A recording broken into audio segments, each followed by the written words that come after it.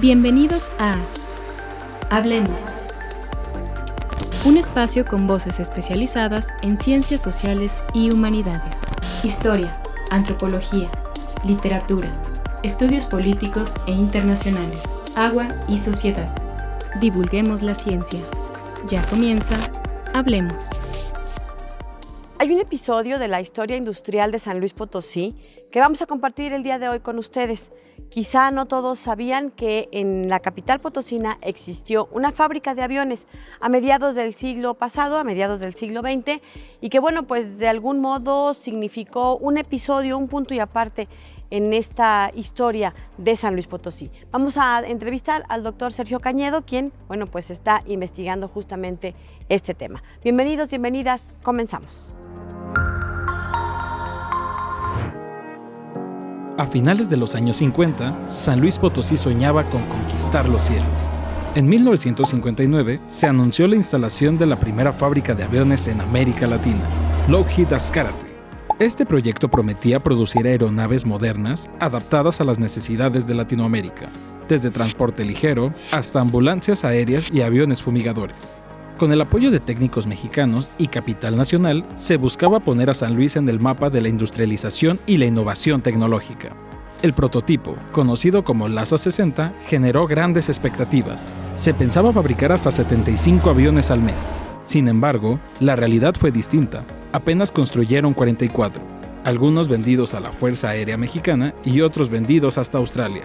Aunque la fábrica no alcanzó lo que prometía, su historia refleja un momento clave en que San Luis Potosí se imaginó como pionero en la industria aeronáutica de la región. Conoce más sobre la historia de San Luis Potosí en nuestras redes sociales.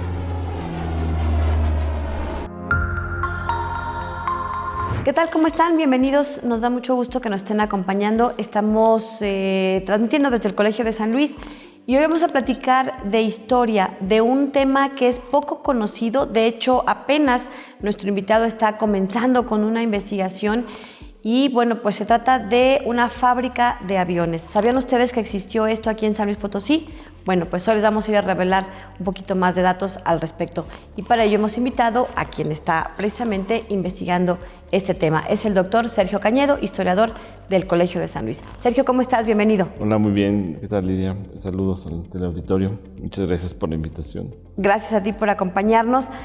Cuéntanos un poco, antes de entrar en materia, bueno, es un hecho, ya tiene documentos y tienes elementos para asegurar que sí existió una fábrica de aviones en San Luis Potosí, pero yo creo que hay que entender un poco la época, porque estamos hablando de la década de los años 50.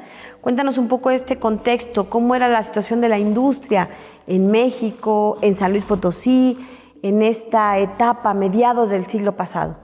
Sí, bueno, estamos hablando de la época, pues propiamente finales de la década de 1950, ¿no? Estamos en medio de la Guerra Fría, ¿sí? Es un momento en el cual también se está viviendo el milagro mexicano, ¿no? El famoso milagro mexicano que mucha gente conoce por la novela de las batallas en el desierto, ¿no? Entonces, es un fenómeno económico, social en México, ¿no? Donde se dan transformaciones sociales importantes, donde la economía vive cierto boom, cierto esplendor, ¿no? Esplendor, hay un movimiento de la parte rural hacia las zonas urbanas, hay una población que tiene o experimenta cierta mejora en la condición de vida, etcétera, ¿no? No es tan, digamos, tan grande el acceso a la equidad, digamos, pero bueno, es un fenómeno que se presenta en esos años, ¿no? Que en ese momento es cuando se va a presentar precisamente esta cuestión de la instalación de una fábrica de aviones, ¿no? Se habla de que si es una armadora, de que si es una fábrica. Lo que te puedo decir es lo que dice uno de los principales socios, que es el general Juan F. Ascarate, que él señala que es una fábrica única en su tipo para América Latina, ¿no? O en América Latina. porque realmente las fábricas de aviones estaban, las más cercanas estaban en los Estados Unidos, ¿no? Entonces esta va a ser una fábrica única en su tipo, como él lo dice, que se va a instalar en San Luis Potosí en esa década. La aviación, pues tendríamos en ese momento Aerolíneas Mexicanas, en ese momento como una de las empresas más importantes. Los aviones eran todavía de hélice y estaban empezando a entrar los aviones de turbohélice y de turbina, como actualmente los conocemos, ¿no? En el mercado mexicano, ¿no? Ya había vuelos transatlánticos, pero para el mercado mexicano estaban introduciéndose un poco, unos años, el año siguiente, como 1960 más o menos, se instala la fábrica aquí, es cuando se inaugura el vuelo México-Los Ángeles en uno de estos tipos de aviones ya de turbina, ¿no? Pero la fábrica lo que tiene aquí inicialmente en propósito es fabricar avionetas, tipos como las que conocemos actualmente, tipo Cessna, ¿no? Pero es un contexto, sí, de cambios sociales interesantes, en donde lo que también se busca con esta empresa pues es generar empleo, y hay una tendencia de decirlo, ¿verdad? De manifestarlo por parte del gobierno y de alguna manera por el empresariado, de que San Luis y que México va entrando a la industrialización. Ese es parte del argumento, es una etapa donde se dice que México va transitando hacia la industrialización. Se suscita el fenómeno de la sustitución de las importaciones, que era fundamentalmente evitar el consumo de productos importados, promoviendo la producción de lo nacional. Hay una campaña para promover, por ejemplo, el vino nacional, para promover que las partes de los automóviles que se producen en México fueran una proporción mexicana. Más o menos lo que vivimos en este momento que sucede en Estados Unidos, se vivía en México, ciertas medidas impulsando la industria nacional, ¿no? Entonces, esta empresa lo que está buscando es generar una industria de fabricación de aviones, que no necesariamente es una tecnología mexicana. Aquí tengo que precisar que el general Juan F. Azcárate, quien había sido el jefe del Estado Mayor Presidencial del presidente Abelardo L. Rodríguez en la década de los 30, él ya había propiamente hecho un armado de aviones en Tijuana a finales de los años 30, más o menos a finales de la década de 1930. Ellos habían hecho el armado en un hangar en Tijuana, pero los motores los habían traído de San Diego, es decir, traían esta tecnología. No había tecnología para los motores, pero sí ellos habían armado propiamente los fuselajes en Tijuana. Entonces estamos hablando de cuestiones que había hecho él más o menos 25, 30 años antes, y tenía ya esa experiencia, tenían este interés, ¿no? por tener este tipo de empresa que van a promover para desarrollar en San Luis. Y es importante que en el contexto local se viene también de una cuestión de un conflicto, hay un conflicto electoral en San Luis Potosí. Hay una elección en donde la oposición gana la presidencia municipal. Entonces también pareciera ser que es parte del gobierno estatal el generar una campaña, ¿verdad?, de pacificación, de control, de proyectar estabilidad, ¿no? ¿verdad? Mediante esta imagen, ¿verdad?, del proceso y el camino de la industrialización de San Luis. Entonces también forma parte de lo mismo, creo yo, esta empresa, ¿no? Ahora, la aviación, digo, es interesante cómo era visto en ese momento, porque, por ejemplo, me voy a ir un poquito atrás, hacia 1957, por ejemplo, el mismo Papa, por ejemplo, vaticinaba que ese año había sido un año muy próspero para la aviación mundial y que iba a contribuir a la paz del mundo. O sea, esa era una frase que había... Porque además en los años 40 terminaba la Segunda Guerra Mundial, sí, ¿no? Concluido, apenas, ¿no? Esta década de los 50 se estaba pues estabilizando todo el mundo, literalmente. Así es, entonces veían que el enlazar a los países mediante la aviación. Entonces el Papa emitía por ejemplo, ese mensaje, ¿no? Y preveía que el siguiente año, 1858, sería un mejor año, ¿no? Entonces era visto, digo, de manera más general, más global. La aviación era ¿no? vista como un signo de modernización, sí, industrialización, prosperidad. De prosperidad, ¿no? Esa, por ejemplo, un punto. En México, particularmente, en esos años empiezan a abrir aeropuertos en diversas ciudades en el norte de México. Por ejemplo, va a haber en Piedras Negras, en Monclova, en Ciudad Victoria, en Matamoros, ¿sí? Va a haber nuevos aeropuertos. Entonces, eso lo que va a hacer es tener o propiciar enlaces aéreos, ¿verdad? En diversas ciudades del país, en el norte del país. Entonces, la aviación comercial, centrada más hacia la Ciudad de México con un aeropuerto, lo que va a hacer es buscar tener estos puentes aéreos, haciendo escalas, ¿verdad? En varias ciudades, y para eso tenían ya estos nuevos aeropuertos. Entonces tenemos que hay estos aeropuertos nuevos regionales en donde van a propiamente entrar estas aerolíneas, ¿no? Que es aerolíneas mexicanas y que posteriormente será también mexicana de aviación, ¿no? Como las principales que van a tener esta presencia, digamos, global. Y también es cuando se van a introducir ciertos modelos nuevos de aviones que eran los DC-4, que introduce aerolíneas mexicanas. Entonces, más o menos en ese contexto en donde se va a dar, ¿no? Hay que recordar que, bueno, pues son los años 50 y efectivamente entonces todo este ánimo de estabilidad después de venir de esta sangrienta y dolorosa Segunda Guerra Mundial, en todos los países prácticamente están en una especie de reconstrucción en Europa. No, prácticamente, de hecho están en una reconstrucción y todo esto impacta a otros niveles en América Latina.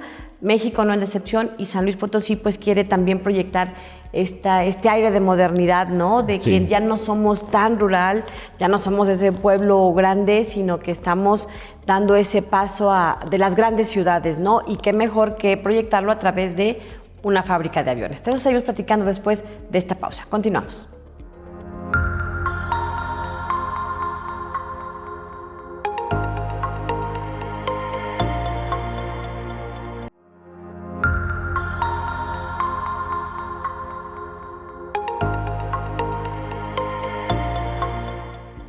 Bien, estamos de regreso, continuamos charlando con nuestro invitado de hoy, el historiador Sergio Cañedo, quien nos está contando, bueno, pues que hubo una fábrica de aviones aquí en San Luis Potosí y ahorita nos va a dar más detalles, todavía estamos entrando en el tema, pero nos mencionabas en el bloque anterior un personaje importante, Juan F. Azcárate, que seguramente, bueno, que nos decías que era de Nuevo León. Doctor Arroyo, Nuevo León, sí. No era potosino, pero que en varias décadas tuvo esta pues ensambladora en Tijuana, donde traía algunas piezas, los motores básicamente de San Diego, que están pues ahí prácticamente pegados, pero entonces se asocia con una de las empresas más importantes en aviación de la época, que se llama Lockheed.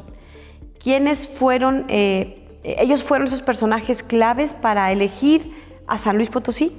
Mira, en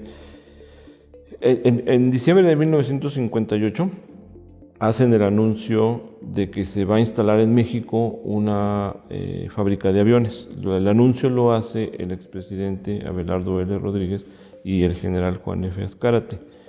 Y ahí ellos comunican, yo me imagino, no tengo precisión exactamente de cómo lo dan a conocer, ¿verdad? Me imagino que debe haber sido como una especie como de rueda de prensa, algo así, en donde ellos dicen que en esa sociedad, porque se va a formar una sociedad, va a participar la empresa Lockheed Corporation. Lockheed es una empresa que a la fecha existe. Sí, muy importante, todavía muy importante persiste. en los Estados Unidos, ¿no? Entonces, ellos lo dan a conocer eso en diciembre de 1958, ¿no? Y entonces, el general Azcárate, que además era ingeniero militar, es de suponer que tendrían estos contactos, ¿verdad?, con la empresa aeronáutica norteamericana, que además tiene además de tener una parte de aviación civil, tenía una parte militar muy importante, ¿no?, de aviación aviación militar. Pero lo que se puede visualizar allí es que hay una especie como de intereses en común en la parte de la aviación civil por parte de Lockheed, de tener una idea de expansión fuera de Estados Unidos, porque el proyecto en San Luis, que es el que se concreta, también lo tenían ellos por una empresa en Argentina que se llamaría Lockheed Kaiser. Es una empresa que produce automóviles y que la idea era que también produjeran los aviones en Argentina. Entonces era una idea de producir en varios lugares. También tienen la idea también de hacer la fabricación en Italia. Entonces, es decir, aquí parece ser que hay un plan, digamos, de la empresa para tener la producción de estas aeronaves en diferentes lugares, ¿no? Como expandirse hacia el mercado de América Latina. Así es, en aviación civil, básicamente producción de aeronaves, en este caso de avionetas, ¿no? Entonces, esa era la idea, que son además con motores que en ese momento son de combustión interna, ¿no? Aunque los planes ahorita los platicamos más a detalle, pero tenían aparentemente otros planes también para San Luis, por lo menos por lo que el mismo ingeniero Escárate comenta, ¿no? Entonces, lo que van a hacer es precisamente, ellos lo anuncian en ese diciembre de 1958, y posteriormente ya van a anunciar, ya en 1959, que va a ser San Luis la sede para la empresa. La empresa se va a llamar Lockheed Ascárate S.A. Esa va a ser la denominación tal cual para la empresa, como se le va a conocer en San Luis Potosí, en México y en Estados Unidos, ¿no? Así se le va a reconocer, y esa es su denominación, digamos, oficial, ¿no? ¿Qué condiciones ofreció el gobierno de San Luis Potosí para facilitar la instalación? Mira, esto es bien interesante, esta pregunta, porque como te decía que veníamos del cierre de 1958, de este conflicto, ¿no? Entonces, un conflicto político en San Luis Potosí, inestabilidad, cambios de gobernadores, entra un interino, creo, incluso, sí, o sea, ¿no? De hecho renuncia a Manuel Álvarez, y entonces va a llegar como gobernador interino Martínez de la Vega. El gobernador Martínez va a ser el gobernador interino Martínez de la Vega, y entonces va a ser con él quien se va a emprender un proyecto de industrialización propiamente. Aquí el gobernador Francisco Martínez de la Vega lo que va a hacer es que va a promover en su gobierno esta idea de transitar, como tú lo comentabas, a un proceso de estabilidad, de pacificación, de civilidad, sí, pero sobre todo de una ruta hacia la industrialización. O sea, esa es fundamentalmente la idea como lo van a promover. Pero entonces aquí, una de las estrategias que van a desarrollar, que para mí es la clave, y es precisamente la oferta, porque no solo es la oferta para la Lockheed, es una oferta que abren ellos que abren de manera general. Van a crear una secretaría y un plan, ¿sí? La secretaría va a ser así tal cual, se va a llamar la Secretaría General de Promociones, y va a estar a cargo del licenciado Santiago Vivanco. Aquí en San Luis. Aquí en San Luis, sí. Como una oficina del gobierno para que promueva instalación de nuevas empresas. Así es, esa era fundamentalmente la idea, sí, era una oficina de promoción, sí, en donde lo que se buscaba era invitar inversionistas locales, nacionales o extranjeros, ¿verdad?, para que instalaran empresas en San Luis, con lo que buscaban generar trabajo, fundamentalmente, sí, para los potosinos, sí. Lo que se buscaba era que hubiera negocios, que se convirtiera en un centro de negocios también en San Luis, y en donde ellos, voy a citar tal cual la frase que ellos utilizaban, que San Luis era el centro geográfico del país, inmejorablemente comunicado y dotado de todos los recursos naturales para el progreso de cualquier empresa. Esa frase me suena muy familiar y muy recientemente usada por políticos y gobernadores. Digo, desde los años 90 también lo vengo escuchando yo, seguramente mucho más antes esta frase. Pero pues es la clave, ¿no? Aprovechar la posición geográfica de San Luis porque estamos cerca de Estados Unidos, porque estamos al centro del país, porque te conecta con puertos. Así es. Aunque todavía hay varias fallas de infraestructura, pero pues si desde los finales de los 50 ya lo estaban presumiendo. Sí, de hecho, digo, lo presumían de esa manera. No teníamos una conexión fácil hacia Tampico, ¿verdad? No había propiamente la carretera. Como la hay hoy, quizá. Teníamos un ferrocarril, ¿verdad? Teníamos los ferrocarriles hacia el oriente, hacia el norte y el sur, ¿verdad? Pero la carretera como la conocemos no estaba, la carretera hacia el norte tampoco estaba completa. Es decir, estábamos en una etapa todavía subdesarrollada, pero lo que buscaba era precisamente potenciar un desarrollo, ¿sí? Claro, para eso inversiones. Era atraer estas inversiones, ¿no? Entonces, este plan precisamente lo que contemplaba era promoverlo y lo que ofertaba el gobierno en una primera instancia es que se realizaban los estudios de factibilidad. Se ayudaba para procesos en caso de necesitar concesiones, se facilitaba la obtención de tierras, de agua, de electricidad, etcétera, ¿no? Es decir, se ponían condiciones propicias para que se diera la instalación de este tipo de empresas. Esa era fundamentalmente la idea. Es bien importante precisar que no existía todavía en ese momento la zona industrial como la conocemos, va a aparecer pocos años después, ¿sí? De hecho, el lugar en donde estaba esta fábrica es donde está actualmente la Plaza Sendero. Entonces, hacia el oriente, la carretera 57. Hacia 57, hacia México, donde está Plaza Sendero, por ahí es por donde estaba la nave, ¿no? Era una nave grande de 100 y pico de metros de largo con 30 y tantos de ancho. Y tenía que haber una pista. ¿Dónde estaba la pista? La pista, según los datos que yo he encontrado, una de las cabeceras estaba, digamos, es la avenida Ricardo B. Anaya, esa era propiamente la pista, y una de las cabeceras está por donde está la curva, donde sale uno de la carretera de Río Verde hacia la derecha, yendo hacia Río Verde a la derecha, donde termina la curva delantito, por ahí estaba una de las cabeceras y la otra estaba casi hasta el rastro, por decir. Era una pista relativamente de una extensión considerable, ¿no? Entonces, porque como comentaba, no existía propiamente esto, y entonces lo que va a resultar es que digamos que se sabe de estos planes, ¿verdad? Y entonces el general Azcárate va a dar finalmente la noticia en septiembre de 1959, es decir, o sea, casi un año después de que habían dado a conocer que habría una fábrica de aviones en México.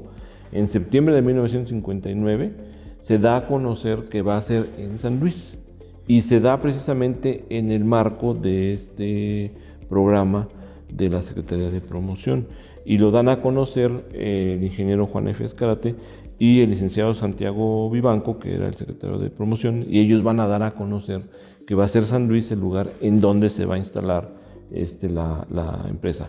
La inversión inicial que ellos anuncian es por 25 millones de pesos.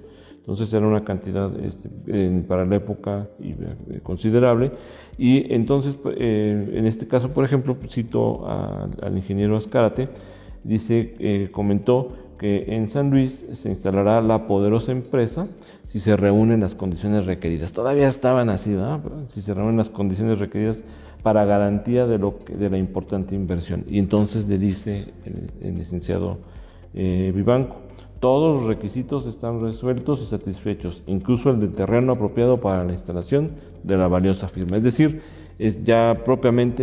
tienen ellos un acuerdo, ¿sí?, para ya instalar en septiembre de 1959 ya la poderosa firma, como dice.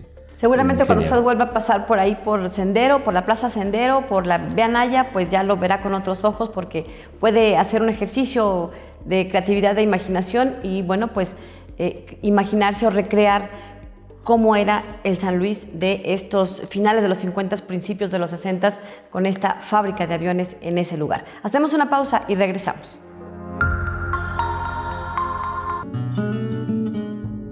En San Luis Potosí, en los municipios de Villa de Reyes y Santa María del Río, existen los vestigios de un ferrocarril que alguna vez unió a las haciendas de Jesús María y Pardo con Ojo Caliente. Fue construido en la década de 1890 por Octaviano Cabrera Arias y tiene la peculiaridad de ser un ferrocarril de vía angosta, esto es, los rieles son más estrechos que los de la vía estándar para ferrocarriles de alto tonelaje. Con los años, dicha infraestructura quedó en el olvido, pero hoy en día se presenta la oportunidad para ser reaprovechada. El camino que alguna vez recorrió el tren puede ser convertido en una pintoresca vía verde. Gracias a lo llano del trayecto, es posible generar una ruta para la caminata o el ciclismo. Además, el recorrido de Ojo Caliente Paso Blanco goza del paraje El Salto, paisaje de una belleza no solo natural, sino arquitectónica, gracias a un antiguo puente que aún mantiene 2 de sus 3 arcos originales, el cual es un atractivo a visitar. Paso Blanco y El Salto forman parte del paisaje en donde se entremezclan el pasado y el presente, la arquitectura y la naturaleza. Todo ello gracias a un ferrocarril que los atravesó y unió a la vez. Este es uno de los caminos construidos por nuestros antepasados. Aprovechemos esta oportunidad de preservarlo y, ¿por qué no?, de reutilizarlo. El papá de mi abuelo había sido el maquinista del tren y empecé a buscarles.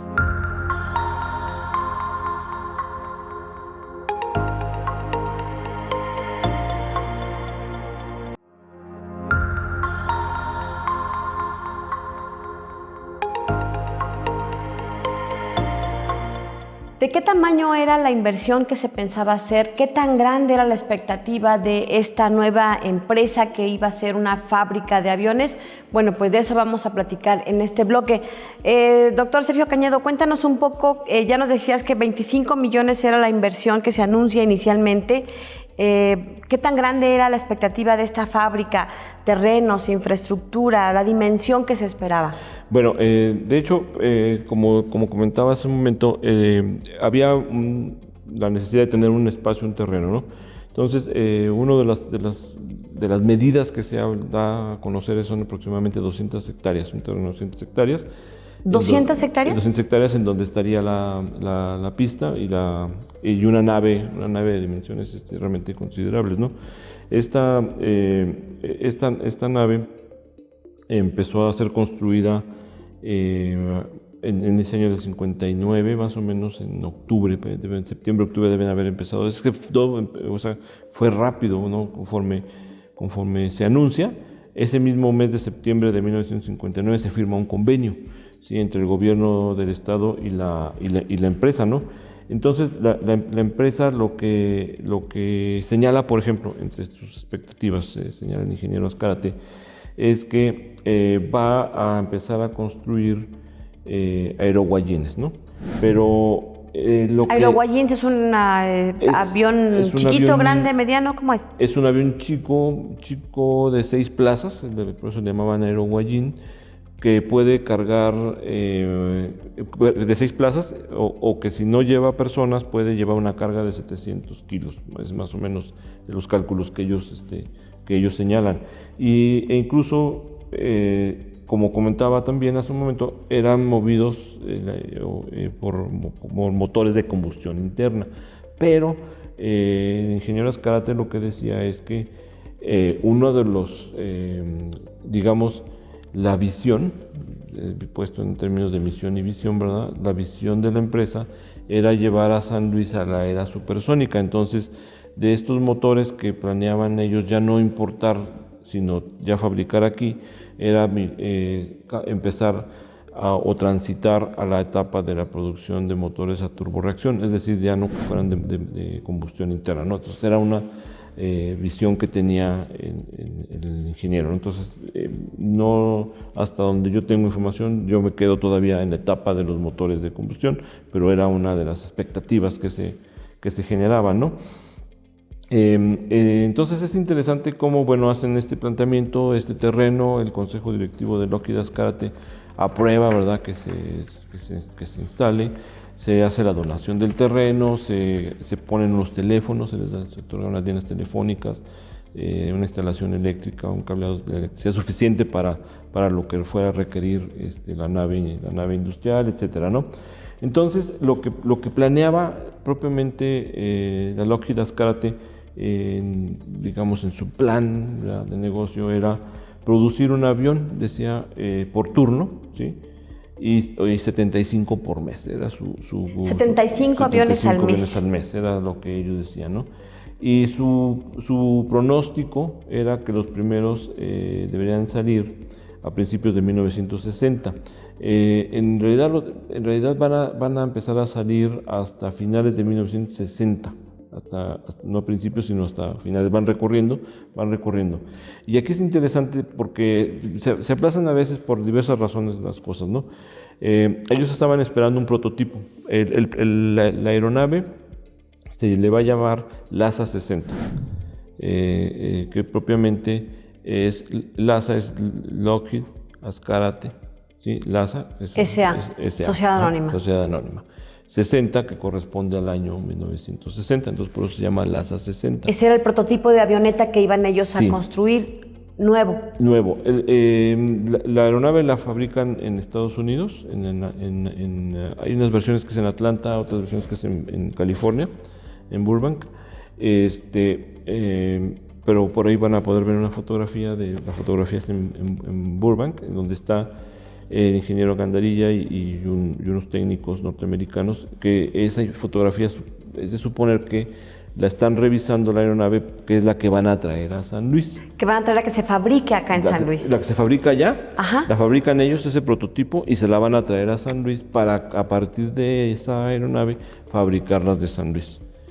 Cuando la traen a San Luis, pues van a pasear aquí hasta el obispo y van a pasear al gobernador, ¿no? ¿Ah, sí? Sí, ¿Hay registro de eso? Y hay fotografías también que toman desde la misma aeronave y de la aeronave, ¿no? Entonces, bueno, era su chamba de relaciones públicas, ¿verdad? Sí, Tenían claro, que claro, es parte hacer de la labor, ¿no? partícipe a los protagonistas, a los líderes sociales de San Luis Potosí, el gobernador, el obispo. El obispo, ¿no? Entonces, es interesante que, bueno, diseñan el avión, lo fabrican y lo traen, sí, el prototipo. Y entonces, la idea de ellos era tener un aparato que tuviera un costo que no fuera muy elevado, que fuera competitivo. El cálculo de ellos era de $19,500, que en su anuncio, ¿verdad?, era el más barato del mundo, según su cotización, ¿no? Y el más original por el acondicionamiento que decían ellos tendría para las necesidades del mercado en América Latina. Eso es lo que comentábamos en un momento, o sea, pareciera acercarnos planes de expansión de un mercado de la Lockheed Ascarate a través de este tipo. Es decir, aviones no muy grandes, no muy caros, y que sirvieran para a países de América Latina que estaban en vías de desarrollo. Sí. Porque creo que podrían como adaptarse para que sirvieran de fumigación en campos agrícolas. Darle esos usos, para cierta ¿no? carga, para fumigación, para transporte de personas, se podrían tener varios usos, digamos. Esos varios usos, o sea, esa versatilidad, ¿no? Era lo que decían ellos que tenían. Entonces, ellos también pensaron en incluso crear una propia financiera desde la misma empresa para la venta de las aeronaves, es decir, en pagos chiquitos, ¿no? Poder facilitarlo. Para tener sus propios clientes que ellos mismos iban a financiar. Así es. Entonces, esa era una idea. Entonces, era convertible, como dices, podía ser fumigador, podía ser ambulancia, tenía se podía transformar incluso a hidroplano, ¿sí? Entonces tenía todas esas posibilidades, ¿no? Entonces, dependiendo de las necesidades del cliente, era como le adaptarían su aeronave, ¿no? Ahora, en San Luis se utilizaba en esos años mucho las avionetas. Hay un caso que me llama mucho la atención de una empresa. Es un señor que tenía un negocio vendía y arreglaba sinfonolas, y él tenía una avioneta y te atendía rápidamente, y entonces volaba a charcas, volaba a valles, volaba. Recuerda a nuestro público que son sinfonolas, porque hay muchos chavos que no saben. Que no van a saber. Eran unos aparatos que tenían discos, ¿no? Y entonces le ponías una moneda y te reproducía lo que tú le seleccionabas. Entonces, ahora creo que son discos compactos, y ahora no sé si funcionan con archivos digitales, ya es el Spotify, ¿no? Bluetooth y una bocina y ya. Entonces, la avioneta la utilizaba este señor para eso, o para ir a dar mantenimiento. Entonces, era un empresario muy próspero. Era una inversión interesante, grande, era negocio, Y entonces, en esta misma época, esa empresa compra otra avioneta, ¿sí? O sea, es decir, sí había cierto mercado. Sí había clientes. Y era la forma de llegar también rápido a lugares distantes porque no había la red carretera como la conocemos. Sí, ¿no? claro, la carretera 57 que hoy nos atraviesa se llama así porque la inauguraron en 1957. Antes de eso, pues era vereda, piedras y demás. Entonces, pues no tenemos, digo, estas posibilidades de ese mercado y ellos lo están visualizando, ¿no? Entonces, aquí es interesante para mí también otra cosa que quiero enfatizar. La empresa Lockheed Ascarate emplea gente y los manda a capacitar.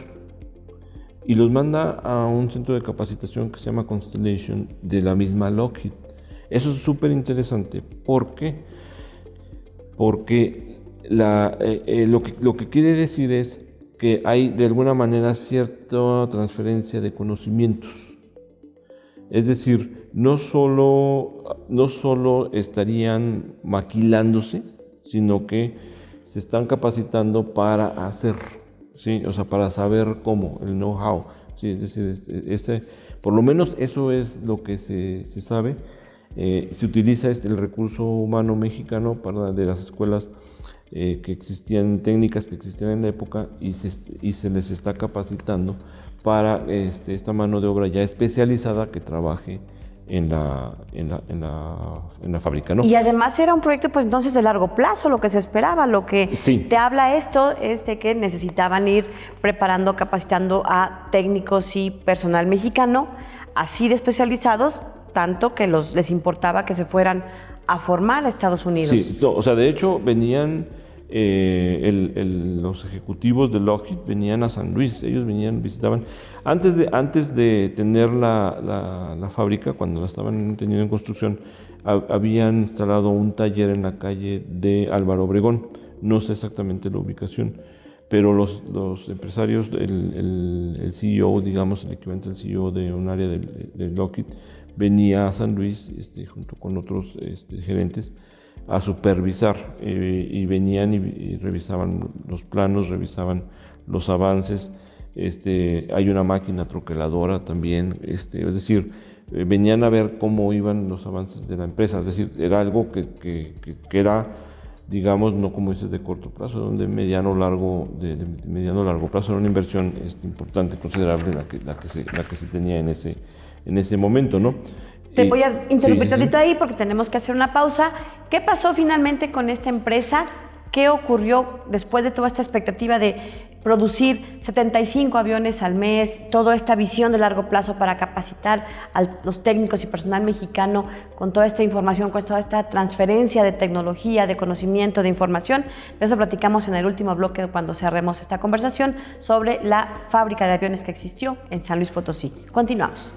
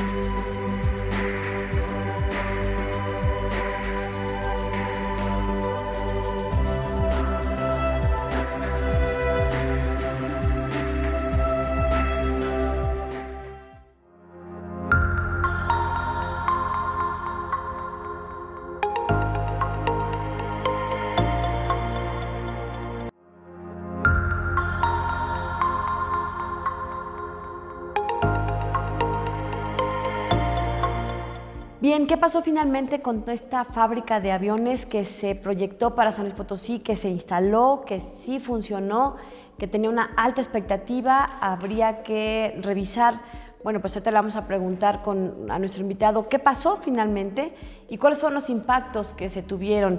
Cuéntanos, Sergio, ¿qué pasó realmente con la fábrica? ¿Cuántos aviones llegaron a producirse? ¿Se alcanzó esta meta de 75 aviones al mes? ¿En qué derivó toda esta iniciativa? Bueno, mira, los datos que ahorita he podido tener es que realmente la producción fue limitada. ¿Sí? Suceden varias cosas que señalan que realmente aparentemente llegan a producir aproximadamente 50 aviones, 40 y tantos a 50 aviones, ¿sí? Algunos de estos aviones fueron adquiridos por la Fuerza Aérea Mexicana. De hecho, hay uno en exhibición en Santa Lucía, ¿En el aeropuerto de nuevo, el Felipe Ángeles? Sí, ahí en el Felipe Ángeles hay uno que está ahí en exhibición, uno de estos aviones, que forma parte de un museo, ¿no? El dato es que estos aviones que se producen, son realmente, en números son pocos, ¿sí? Es un poco contradictorio porque he encontrado información que tienen pedidos ya de Chile, ¿sí? Hay información de unos aviones que se mandan a Australia. Interesante porque en Australia la información también es contradictoria. Hay una información en unas fuentes que tengo que dice que les va muy bien, que se adaptan muy bien al terreno y a las condiciones, etcétera. En otras es que no les acaban gustando, es decir, es un poco complicado. Entonces es cuestión hacer una conclusión específica, porque pues sí, hay diversas versiones. Sí. Pero bueno, lo que sí es cierto es que se vendieron a Chile, a Australia. Por lo menos estaban los pedidos y fueron enviados en algunos casos, ¿no? ¿Hay más registros de avionetas que se hayan vendido a locales, a potosinos? Sí. Aparte de ese señor de las sinfonolas, que por lo visto era bastante próspero. Bueno, el señor de las sinfonolas, él compra una avioneta antes. Es una avioneta, creo que es una Cessna, que él compra previamente, antes de que se empezaran a fabricar estos aviones. Que habiéndose ya fabricado los aviones aquí, seguramente lo hubiera comprado ya aquí, ¿verdad? Pero sí, es cuestión todavía de seguir revisando los materiales que tengo para poder, porque digo, voy realmente empezando con la investigación, ¿no? Entonces, lo que me parece muy interesante ahorita, digo, todavía es una parte que no conozco, ¿verdad? que voy sondeando todavía, pero lo que me parece interesante es cómo se da en medio de este boom, ¿no? Porque en 1960, por ejemplo, se cumple un 50 aniversario de la aviación nacional. O sea, la aviación nacional había iniciado en 1910 y en 1960 se cumple el 50 aniversario. Y en San Luis se celebra así con bombo y platillo, precisamente porque ya está la instalación de esta empresa. Entonces, uno de los protagonistas en todo esto es precisamente el general Juan F. Azcárate y el hijo del general Abelardo L. Rodríguez. Él viene también a San Luis y hay una serie de ceremonias y eventos protocolarios y festivos alrededor de toda esta cuestión de la aviación. Entonces, lo cual nos quiere decir que sí estaban, digamos, en tono, estaban metidos en las tendencias digamos ya globales de la época, ¿no?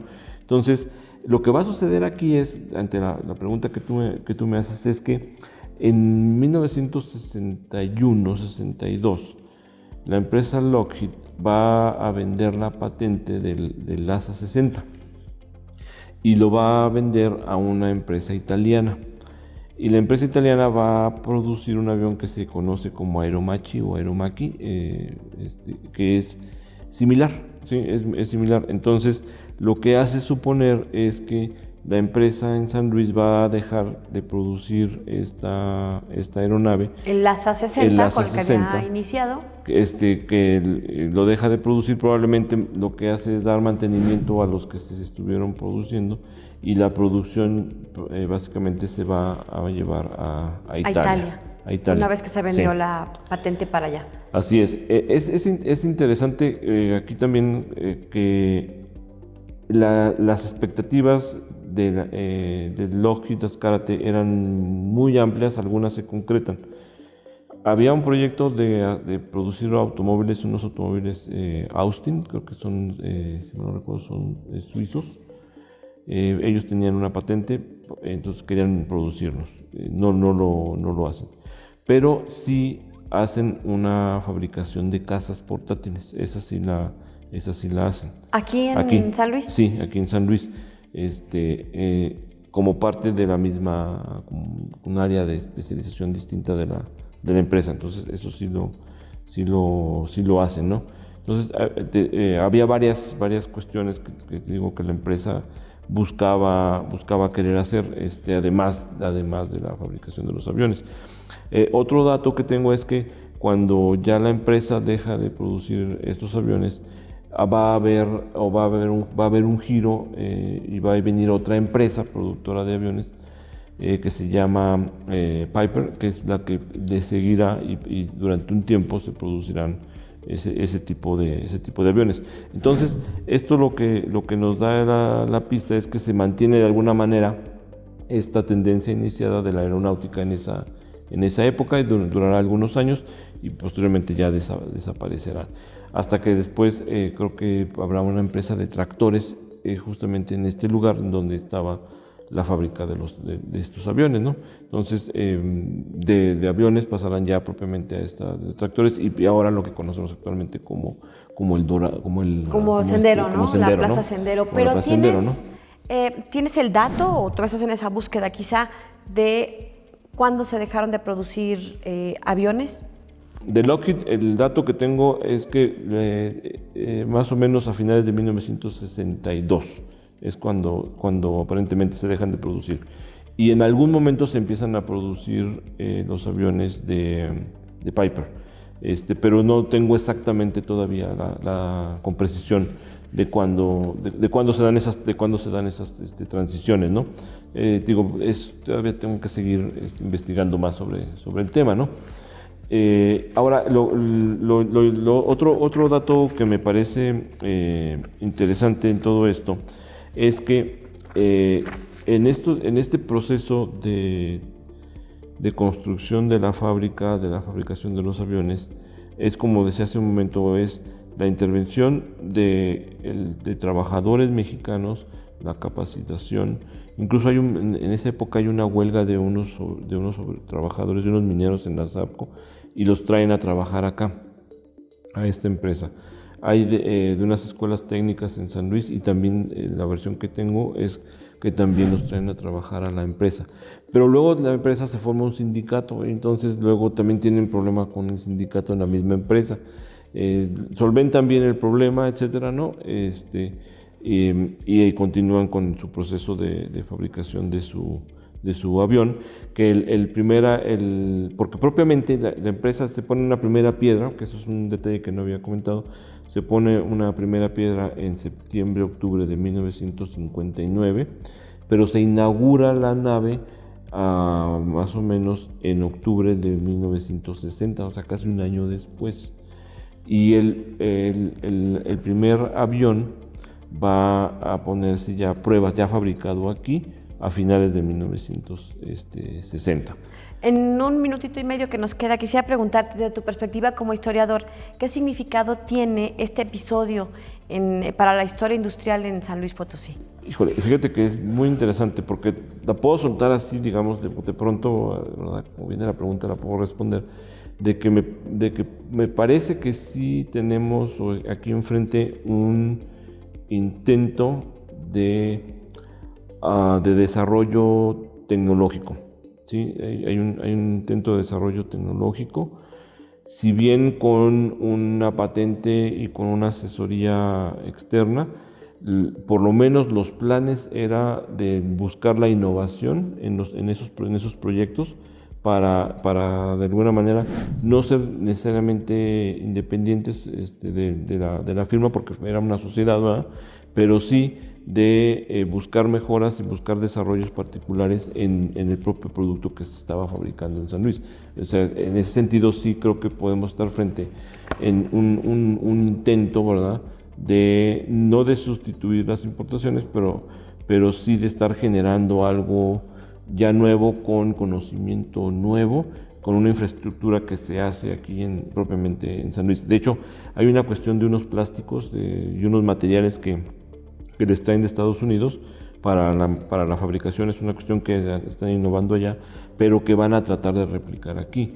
O en el mismo armado de los fuselajes están buscando las maneras de hacer los fuselajes más ligeros, de utilizar materiales que les simplifiquen los procesos, etcétera. Es decir, hay esta idea de hacer trabajo de innovación en la fabricación de los aviones, ¿no? Entonces, podríamos estar de alguna manera frente a este tipo de cuestiones momentánea, es pues un intento, ¿verdad?, que se tiene en este inicio, digamos, de la década de 1960, ¿no? Bueno, pues así llegamos al final de este espacio, de este programa. Creo que nos das una probadita de lo que fue, digamos, porque hay que pensar que estamos en una coyuntura de los años 50, 60 del siglo pasado, y bueno, pues el papel de esta historia industrial en San Luis creo que pues es fascinante por cualquier lado que se le vea. Sergio, muchas gracias por habernos acompañado. Al contrario, muchas gracias por la invitación. Cuando tengas más datos nos traes, por favor, porque claro. Esta historia está muy padre. Bueno, pues con eso nos despedimos. Gracias, soy Lidia Huache, pásela bien. Hasta la próxima. El Colegio de San Luis te invita a los eventos y actividades que se llevarán a cabo durante los próximos días. Cada vez está más cerca las quintas jornadas de Historia Económica del Occidente de México, a realizarse del 15 al 17 de octubre en modalidad presencial en el aula magna del Colegio de San Luis. Consulta toda la información en nuestra página web y redes sociales.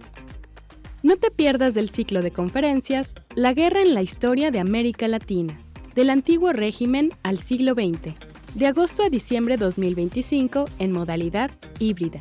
Consulta el calendario de sesiones en nuestras redes sociales.